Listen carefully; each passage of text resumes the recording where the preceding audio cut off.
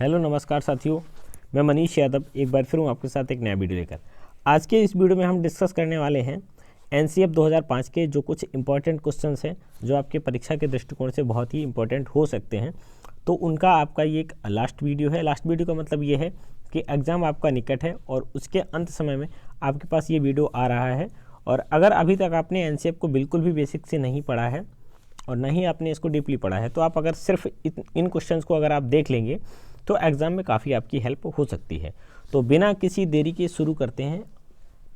देखिए, पहला प्रश्न आपकी स्क्रीन पर दिखाई दे रहा है कि किसकी अध्यक्षता में विद्वानों ने एनसीएफ 2005 तैयार किया। देखो, प्रश्न आपसे एग्ज़ाम में ऐसे ही बनेगा कि इसके अध्यक्ष कौन हैं।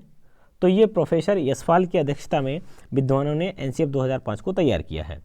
अगला क्वेश्चन आपका है कि एनसीएफ 2005 का मुख्य सूत्र शिक्षा बिना बोझ के कब आए, यानी कि जो शिक्षा बिना बोझ के कब आए हुआ विचार था, मतलब शिक्षा जो है वो बिना बोझ की होनी चाहिए। तो ये 1993 ईस्वी में आया। इसके बाद अगला है कि एनसीएफ 2005 के अंतर्गत परीक्षा सुधारों में की सुधार को सुझाया गया है। किन सुधारों को सुझाया गया है? तो सामूहिक कार्य मूल्यांकन, सतत मूल्यांकन, खुली पुस्तक और परीक्षा मूल्यांकन, ये जो चीज़ें हैं ना, इनके सुधारों को सुझाया गया है एनसीएफ 2005 में। विद्यालय शिक्षा का अब तक का नवीनतम राष्ट्रीय दस्तावेज जो है वो आपका एनसीएफ 2005 है। अगला क्वेश्चन आपका बन सकता है कि इस मंत्रालय की पहल पर एनसीएफ 2005 तैयार किया गया था। इस नहीं यहाँ होना चाहिए कि किस मंत्रालय की पहल पर। तो ये मानव संसाधन विकास मंत्रालय की जो पहल थी उस पर आपका ये तैयार किया गया। एनसीएफ 2005 में किन शिक्षण सूत्रों के अधिकतम प्रयोग का सुझाव दिया गया है? तो ये ज्ञात से अज्ञात की ओर और जो मूर्त से अमूर्त की ओर है, इन शिक्षण सूत्रों पर अधिक प्रयोग का सुझाव दिया गया है। अगला क्वेश्चन है आपका कि एनसीएफ 2005 के अनुसार मार्गदर्शक सिद्धांत में निहितार्थ क्या है? तो इसमें जो मार्गदर्शक सिद्धांत की अगर हम बात करें तो जो बच्चों को हम चीज़ पढ़ाते हैं ना, ज्ञान को स्कूल के बाहर के जीवन से जोड़ना, यानी कि बच्चे को अगर हम कुछ भी सिखा रहे हैं तो उसको बाहरी जीवन से जोड़ा जा सके ताकि बच्चे को चीज़ें आसानी के साथ और अच्छी तरीके से समझ में आ जाए। अगला है आपका एनसीएफ 2005 का प्रमुख जो सूत्र है वो क्या है? उसका मतलब ये है कि लर्निंग विदाउट बर्डन, यानी कि बिना भार के आपको अध्ययन कराना है, बच्चे को बोझा नहीं बनाना है, बच्चे को विदाउट स्ट्रेस के बच्चे को पढ़ाना है, जो प्रमुख सूत्र है। एनसीएफ 2005 का प्रारंभ रविंद्रनाथ टैगोर के किस निबंध से होता है? तो ये सभ्यता और प्रगति है। आपका प्रश्न इस प्रकार भी बन सकता है, तो ये भी आपका इंपॉर्टेंट है। एनसीएफ 2005 के अध्याय विद्यालय एवं कक्षा का वातावरण में क्या बताया गया है? तो वातावरण के भौतिक एवं मनोवैज्ञानिक आयाम अधिगम को कैसे प्रभावित करते हैं, ये बताया गया है कि जो इन्वायरमेंट है वो बच्चे की शिक्षा में कैसे, उसका क्या रोल रहता है और कैसे प्रभावित करता है। तो इन चीज़ों को हमें बहुत संवेदनशील तरीके से देखना पड़ेगा। करिकुलम किस भाषा का शब्द है? तो ये लैटिन भाषा का शब्द है। सामाजिक अध्ययन शिक्षण का राष्ट्रीय पाठ्यक्रम कब बनाया गया? तो ये 2005 में बनाया गया है। एनसीएफ 2005 की कार्यशाला कहाँ पर आयोजित की गई? तो ये नई दिल्ली एनसीईआरटी। एनसीएफ 2005 में किस पर बल दिया गया है? तो ये शांति के लिए शिक्षा पर बल दिया गया है। एनसीएफ 2005 में क्या बताया गया है? तो सपनों के भारत को धरातल पर उतारने की जो युक्ति है उसको बताया गया है। यशपाल शर्मा समिति में कुल कितने सदस्य थे? ये बहुत इंपॉर्टेंट क्वेश्चन है। 38 सदस्य, इसको आपको याद रखना है।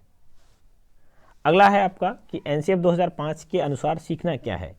तो ये मानसिक विकास, शिल्पकला केंद्र और व्यावसायिक ज्ञान जो है वो एनसीएफ 2005 के अनुसार सीखना, इसको ही कहा गया है। एनसीएफ 2005 में किस परीक्षा के संबंध में सुधार के सुझाव दिए गए? तो कक्षा 10वीं की जो परीक्षा है ये ऐच्छिक हो, इस बात पर सुझाव दिया गया है।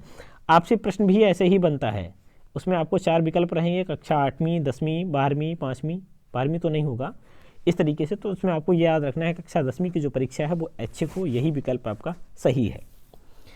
पाठ्यक्रम निर्माण की आवश्यकता क्यों है?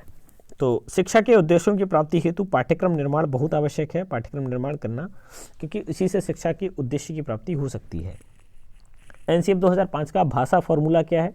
तो ये त्रिभाषाई फॉर्मूला है और इसमें प्रथम भाषा, द्वितीय भाषा और तृतीय भाषा का मतलब क्या है ये भी आपको डिफाइन किया गया है क्रमशः, कि प्रथम भाषा हिंदी, अंग्रेजी, तृतीय भाषा आपकी स्थानीय भाषा पंजाबी, संस्कृत, तमिल जो भी हो।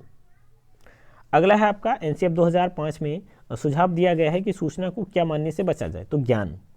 एनसीएफ 2005 के अनुसार बच्चों की गलतियां क्यों इंपॉर्टेंट हैं? यह जो समाधान को पहचानने में सहायता करने कि बच्चा कहाँ गलती कर रहा है, तो हमें कहाँ कैसे समाधान उसका करना चाहिए।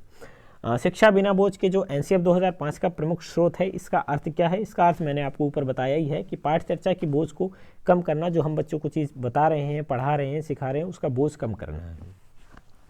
एनसीएफ 2005 सिफारिश करता है कि प्राथमिक स्तर पर गणित की शिक्षा का केंद्र होना चाहिए। तो ये आपका केंद्र होना चाहिए। कक्षा में पढ़ाए गए टॉपिक्स को विद्यार्थियों को उनके दैनिक जीवन से जोड़ना है ताकि बच्चा अच्छी तरीके से उन चीज़ों को समझ सके। अगला प्रश्न है आपका कि एनसीएफ 2005 में गणित शिक्षण के बारे में बताया गया है कि गणित शिक्षण महत्वाकांक्षी, सुगमता और महत्वपूर्ण होना चाहिए। यहाँ जो महत्वाकांक्षी है उसका मतलब क्या है? देखो, महत्वाकांक्षी का मतलब है कि गणित के उच्च उद्देश्य यानी कि उसका जो लक्ष्य है, उसका जो ऑब्जेक्ट है, उसकी प्राप्ति करना, महत्वाकांक्षी होना। एनसीएफ 2005 में गणित की लंबी आकृति का मतलब क्या है? तो ये एकता संकल्पना पर दूसरी संकल्पना बनाना, ये इसका मतलब है, लंबी आकृति। एनसीएफ 2005 किस पर बल देती है? तो ये करके सीखने पर बल देती है।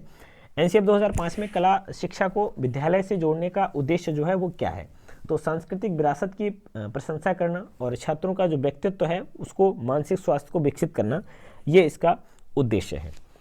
एनसीएफ 2005 में गुणवत्ता आयाम शीर्षक के अंतर्गत महत्व दिया गया है। तो बालकों के लिए जो संचालित अनुभव है और जो पाठ्यक्रम सुधार को महत्व दिया गया है कि बालकों के लिए जो आपका एक्सपीरियंस है और जो करिकुलम है, पाठ्यक्रम सुधार को इसमें महत्व दिया गया है कि इसमें जो गुणवत्ता आयाम है, गुणवत्तापूर्ण शिक्षा होनी चाहिए। एनसीएफ 2005 में सामाजिक अध्ययन में से कौन से मुद्दों को शामिल करने की अनुशंसा की गई है?